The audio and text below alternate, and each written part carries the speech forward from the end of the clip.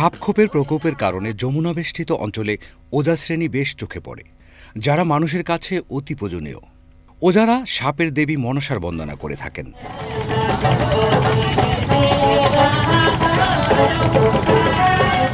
এমনই এক মনসা বন্দনার আনুষ্ঠানিক আয়োজন বেহুলার ভাসান।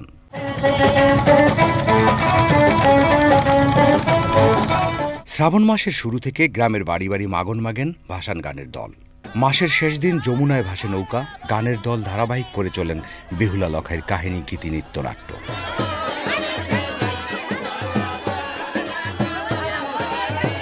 যমুনার কোলের গ্রামের ঘাটে ভিড়ে নৌকা, বাড়ির আঙিনায় ধারাবাহিক চলতে থাকে গান। এভাবে ৭ ঘাটে ভিড়তে হয় নৌকা, যার কারণে এর আরেক নাম ৭ ঘাটের মাগন। লক্ষিন্দরকে সর্পে দংশন, দেবপুরে গিয়ে সতী বেহুলার স্বামীকে বাঁচিয়ে তোলা এবং স্বামী ও ৬ ভাসুরকে নিয়ে শ্বশুর চান্দু সওদাগরের বাড়ি ফিরে আসার মধ্য দিয়ে শেষ হয় বেহুলার ভাসান গান। শেষে সঙ্গে করে নিয়ে যাওয়া দুধ, কলা, জবা ফুল, চিরা ডালার মধ্যে রেখে মনসার উদ্দেশ্যে যমুনায় ভাসিয়ে দেওয়ার মধ্য দিয়ে শেষ হয় সারাদিনের মনসা বন্দনা কাহিনী।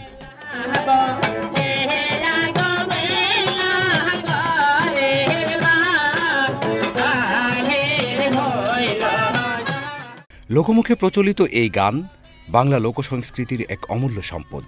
এই গানের দলে কাজ করা লোকগুলো সকলে সাধারণ খেটে খাওয়া কৃষক। জীবনের করাল গ্রাসে ক্ষতবিক্ষত হয়েও বাঁচিয়ে রেখেছেন বংশ পরম্পরার সংস্কৃতি। কারো ব্যথা, শরীরে ব্যথা করছে বা কারো সাপে কাটছে, তখন সেই বাড়িতে গিয়ে তারা সারা রাত ব্যাপী এই যে ভাসানটা সেটা পরিবেশন করে, তাদের ব্যথা কমে যায় বা তারা ভালো হয়। যদি সরকার একটা বৃত্তিমূলক ব্যবস্থা করে বা বেসরকারিভাবে দায়িত্ব নেয়, তাহলে হয়তো এই শিল্পটা বেঁচে যাবে। এই সংস্কৃতি বাঁচিয়ে রাখতে ব্যক্তি অথবা রাষ্ট্র পর্যায়ের উদ্যোগ প্রয়োজন বলে মনে করেন সংশ্লিষ্টরা।